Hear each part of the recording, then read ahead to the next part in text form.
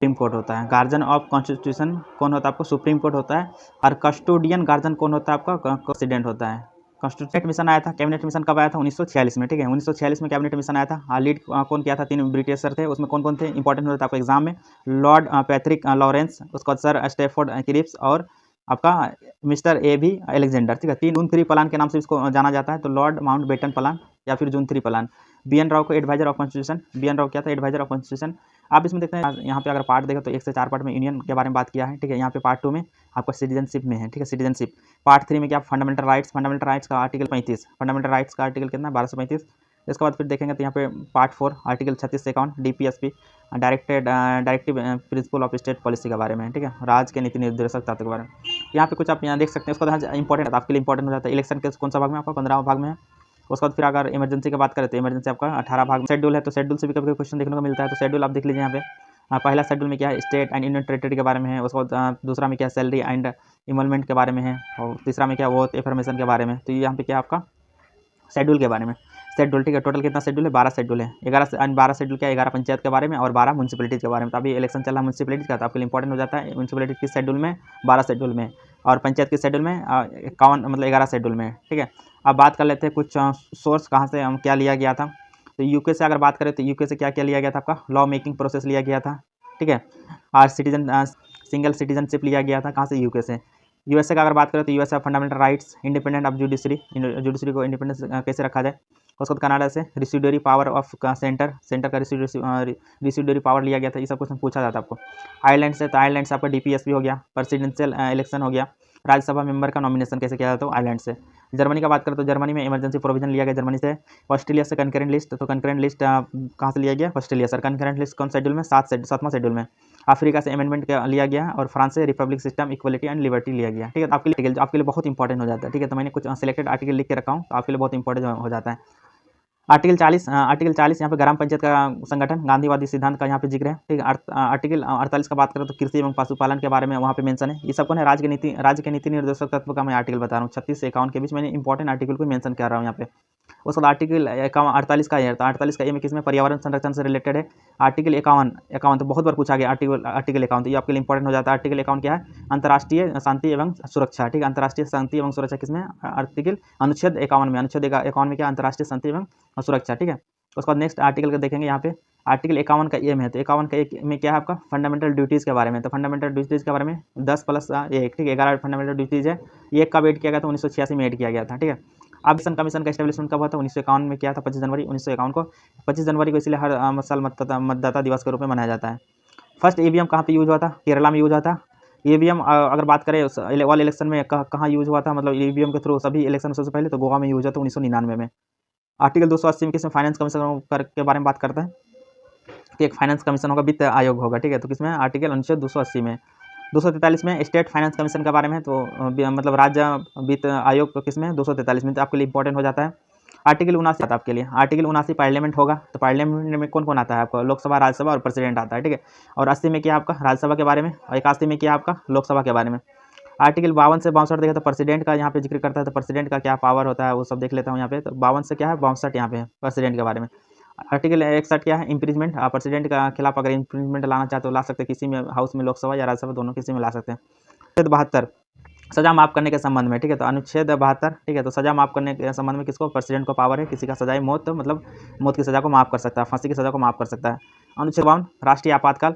आपातकाल अभी तक 3 बार लग चुका है, ठीक है। 1962 में युद्ध के दौरान, चाइना और इंडिया के युद्ध के दौरान, उस टाइम आपातकाल लगाया गया था। 1971 में भारत पाकिस्तान के युद्ध के दौरान, और 2675 में इमरजेंसी के दौरान। आर्टिकल 356 राज्यों में राष्ट्रपति शासन। आर्टिकल 360 वित्तीय आपातकाल के बारे में बात करता है, तो अभी वित्तीय आपातकाल एक बार भी नहीं लगा है। आर्टिकल 74 से 78 मंत्रिपरिषद उपमंत्री कार्य के बारे में है, किसमें? 74 से 78। और एक क्वेश्चन पूछा जाता है कि मंत्रिपरिषद किसके लिए उत्तरदायी होता है, तो मंत्रिपरिषद लोकसभा के लिए उत्तरदायी होता है। अनुच्छेद 153 की बात करें तो अनुच्छेद 153 राज्यपाल के बारे में जिक्र करता है। अनुच्छेद 155 राज्यपाल की नियुक्ति कौन करता है? राष्ट्रपति। राज्यपाल की नियुक्ति कौन करता है? राष्ट्रपति, उसके बारे में है 155 में।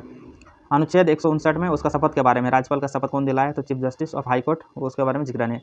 अनुच्छेद 164 का 1 में क्या है? सीएम की नियुक्ति राज्यपाल करेगा। सीएम की नियुक्ति कौन करेगा? राज्यपाल करेगा, ठीक है। अपॉइंट कौन करेगा? राज्यपाल करेगा। नोट, राज्य के कार्यपालिका प्रधान गवर्नर होता है। क्वेश्चन पूछा गया तो पूछा जाता है कि राज्य के कार्यपालिका का प्रधान कौन होता है? गवर्नर होता है, ठीक है। एग्जीक्यूटिव हेड ऑफ स्टेट कौन होता है आपका? गवर्नर होता है, राज्यपाल होता है। आर्टिकल अनुच्छेद 167 में तो सीएम ओवर का नॉलेज, सीएम जो भी काम करेगा तो ठीक है, तो किसको इसमें देगा? राज्यपाल को, राज्यपाल को उसका जानकारी देगा, ठीक है। तो इसके बारे में सीएम वर्क नॉलेज। अनुच्छेद 165 में तो एडवोकेट जनरल ऑफ स्टेट, तो ठीक है, तो एडवोकेट जनरल हो स्टेट का होगा। तो अभी अगर बात करें एडवोकेट जनरल कौन है अभी? ललित किशोर है। बिहार का कौन है एडवोकेट जनरल? ललित किशोर है। और chief justice of Patna high court कौन है अभी आपका? आपका chief justice of Patna high court आपका संजय करोल, ठीक है, संजय करोल, आप इसका रखें।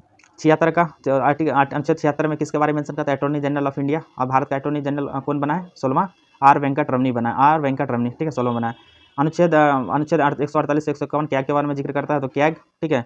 और अनुच्छेद 125 सीजीआई का अपॉइंटमेंट के बारे में बात करता है, ठीक है। तो सीजीआई का चीफ जस्टिस ऑफ इंडिया मतलब भारत के मतलब मुख्य न्यायाधीश के अपॉइंटमेंट के बारे में बात करता है, अनुच्छेद 125। आप देखते हैं some important constitution amendment, article 368 में है अमेंडमेंट के बारे में। 42वां संविधान संशोधन हुआ था 1976 में, इसको मिनी कॉन्स्टिट्यूशन कहा जाता है। और इसमें 3 वर्ड ऐड किया गया था, सोशलिस्ट, सेकुलर और इंटीग्रिटी, इसको भी याद रखेंगे। 44वां संविधान संशोधन 1978 में हुआ था, तो संपत्ति का अधिकार को फंडामेंटल राइट से हटाकर एक अलग कानून बना दिया गया था, ठीक है। तो फंडामेंटल राइट से हटा दिया इसको संपत्ति का अधिकार को। 1952वां संविधान संशोधन संविधान संशोधन 1985 में लाया गया था, दल बदल कानून से रिलेटेड था, दल बदल कानून, एंटी डिफेक्शन लॉ। 73वां संविधान संशोधन 1992 पंचायती राज को जोड़ा गया। और 74वां में नगर निगम पालिका को जोड़ा गया, ठीक है। इसके बाद बात करेंगे तो 69वां दिल्ली को क्या किया? 69 में दिल्ली को राष्ट्रीय राजधानी क्षेत्र घोषित किया गया था। 69वां संविधान संशोधन 1991 में लाया गया था। 91वां संविधान संशोधन 2003 में लाया गया था।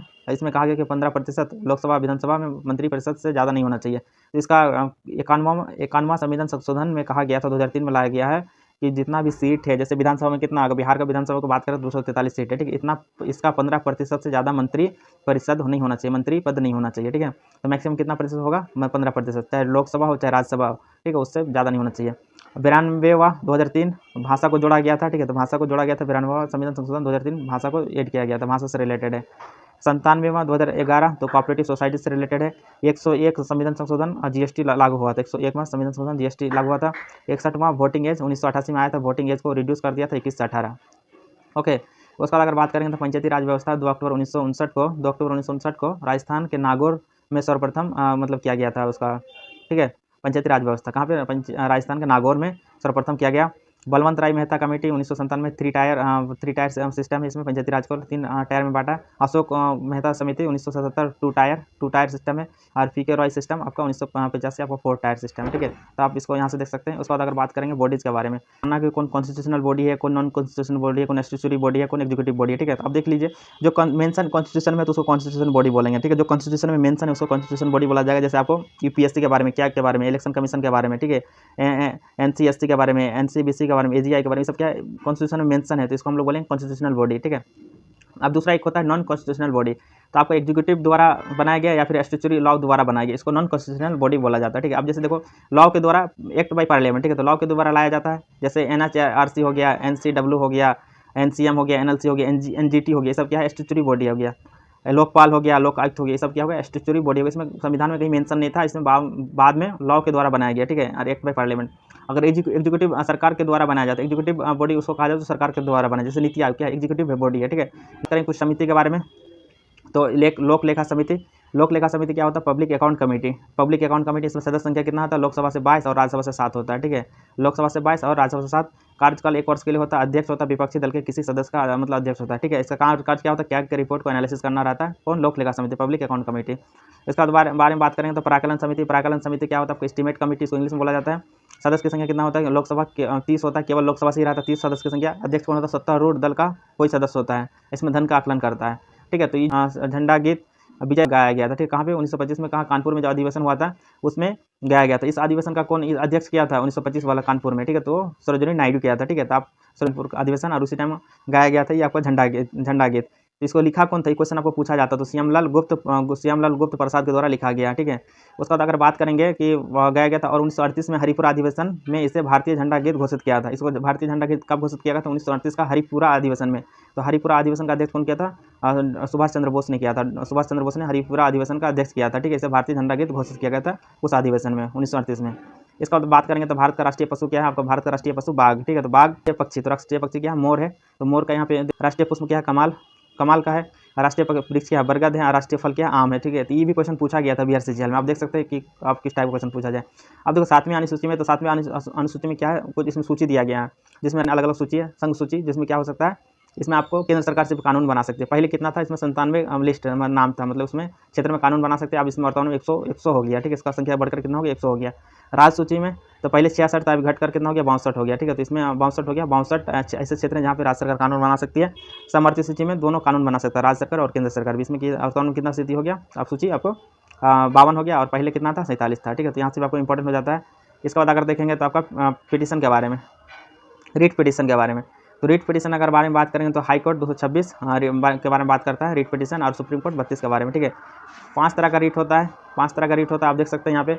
हेबियस कॉर्पस, ठीक है, पहला हो गया हेबियस कॉर्पस, मैंडेमस, प्रोहिबिशन और सर्च्योरी सर्ट्योरिमेंटो, ठीक है। तो 5 तरह का यहाँ पे रीट होता है। आप अगर आपका कोई भी हनन होता है तो आप डायरेक्ट जा सकते हैं कहाँ पे, सुप्रीम कोर्ट में आर्टिकल 32 के तहत, और हाई कोर्ट जा सकते हैं आर्टिकल 226 के तहत। इसके बाद अगर बात कर लेते हैं केवल भारतीय नागरिक को प्राप्त कुछ अनुच्छेद, ठीक है। तो केवल भारतीय नागरिक को प्राप्त अनुच्छेद जो है आपका, कितना अनुच्छेद आपका पे 15 हो गया, 16, 19, 29 और 30, ये सारे आर्टिकल किसके लिए, सिर्फ भारतीय नागरिक के लिए, ठीक है। ये फंडामेंटल राइट है, फंडामेंटल राइट आपको 12 से 35 तक है। और इसमें देखो 15, 16 में तो 16, 19, 29 और 30, 29, 30 क्या माइनॉरिटी के लिए, 15, 16 और 19 सब के लिए भारतीयों के लिए, ठीक है। और 19 में भी आप बात करेंगे नागरिक एवं गैर नागरिक के लिए, ठीक है। जो नागरिक है और गैर नागरिक दोनों के लिए आर्टिकल कितना है, 14, 20, 21, 23, 24, 25, 27 और 28 जो है ना, 14, 20, 21, 23, 24, 25, 26, 27, 28। 44वां संविधान संशोधन 1978 के अनुसार आर्टिकल आर्टिकल 20-21 को मौलिक अधिकार कभी भी समाप्त नहीं किया जा सकता है, ठीक है। मतलब इस तरह से मैं और वीडियो लेकर आ रहा हूँ, आपको हिस्ट्री का भी ऑलरेडी डाल चुका हूँ, ठीक है। और अभी मैं विविध का क्वेश्चन कराऊंगा, अब जनरल साइंस का, जनरल साइंस आपके लिए इंपॉर्टेंट हो जाएगा, और उसमें मैं मिसलेनियस भी और करा दूंगा, ठीक है। तो आई होप आप सबको वीडियो पसंद आएगा, तो वीडियो को लाइक कर दे और शेयर कर दे, चैनल को सब्सक्राइब कर ले, धन्यवाद।